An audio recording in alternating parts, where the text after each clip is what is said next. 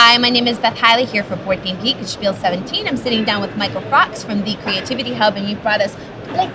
Our new tiny game that is filled with awesomeness and opportunity. And lovely and wonderful it is too. So, speedy rundown. Here you go.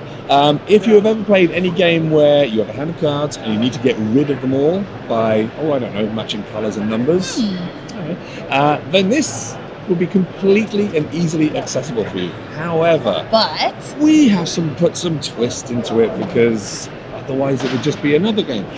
So this is Blank, the card game. It's not based on any other game. The idea is, yes, you will start with a hand of 7 cards. It looks just like this. Fully colorblind sorted as well, because of course we are all about making our things as accessible as possible. So you have 6 different colors. All of them will be either numbered from 1 through to 6, but you also at the very, very start of the game will have a row of rule cards. So the game comes with a whole stack of pre-made rule cards. And in this case, anytime somebody were to play a 1 to the top of the discard pile, everybody would have to put their hands in just the discard pile, last one draws a card. Anytime somebody plays an orange card, next player would have to name a city, no repeats. Anytime somebody says another player's name, Michael, you would have to draw 2 cards. So, the idea, like we said, is nice and recognizable. You could put on top of this card a 3, a blue card, or a bunch of 3s, or a bunch of blues, but not any combination. You can't do like a 3 and then a blue. Well, let's kick this off, and I will put a 4. Beautiful. So you've matched your blues. Color. That is good. So I don't actually have any 4s in my hand, so I do have to have a blue card there, so I can put it on top of there. All right. So now it's going to get a little interesting because I've played. Oh, you played a 1. I played a 1. Oh no! I have missed this opportunity. So anytime you make a mistake or anytime you fail to follow one of these rules, I have to take a penalty, which is nice and simple. I have to draw a card off the stack.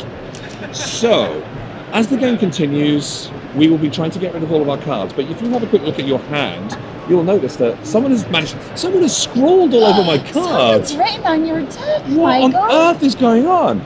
So the idea is, if this were to be played legally, and let's just pretend it were played legally, be happy. This is called a game effect, and this game effect triggers immediately. So the idea is that you would then have to pick a player that has to keep smiling until a rule card is discarded. So I'm going to smile delightedly for the rest of the interview like this. So there are actually some pre-written card effects in the game. So the base game actually just has 6 cards, all through the 72 that are included, that actually have a pre-written effect. So if this were to come into play, everybody else would draw 2 cards. But how did this piece of writing get here, Beth? That's the question I hear you asking. Thank you. It's nice when you do my job for me. It does. So the idea is, if you manage to get rid of all of your cards, you get to make a permanent impact on the game by writing on a card.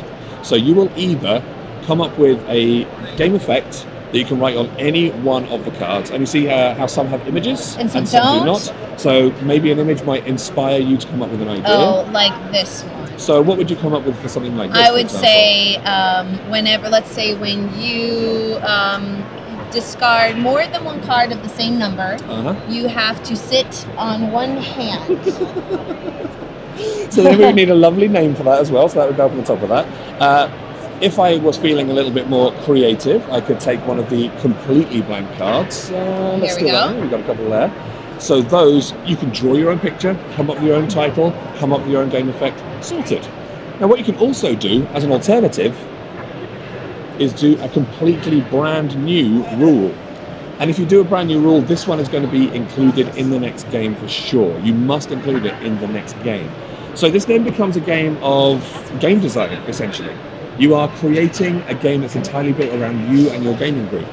So literally, once somebody rips off the packaging and you play your first game and somebody gets that pen to paper the very first time, it immediately becomes a unique snapshot of your gaming group.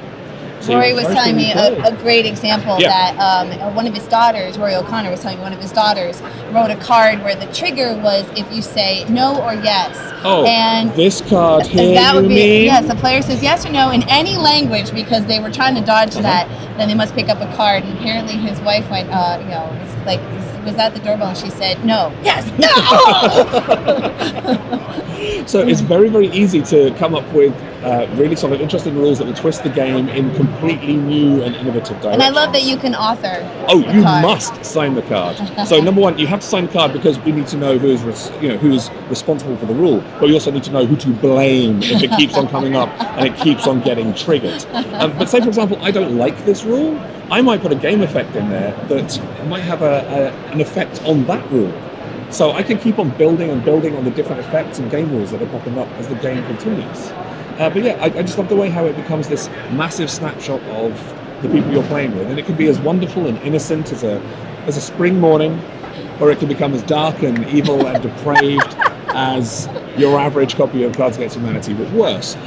We've had some very, very interesting people working on these, like the early prototype versions that we had. One of our friends back in Belfast actually came up and developed a full set collection game using this. Wow. So he took our little blank game and turned it into this really, actually pretty cool in-depth Euro. And it was like, I was sat down with him going, how did you do this? And he just goes, the rules just happened. We just kept on scribbling down the rules and it just evolved into this beautiful creation. Beautiful. So yeah, it's awesome, and we are really, really excited about it. It's doing really well here at the show. We're going to be at PAX Unplugged as well, so come and see us there if you're there. Yeah, it's awesome. Come play it. It's really, really good. If you guys want to essentially create and evolve your own game, that is Blake from the V Creativity Hub. And Michael, thank you again. Thanks very much, Beth.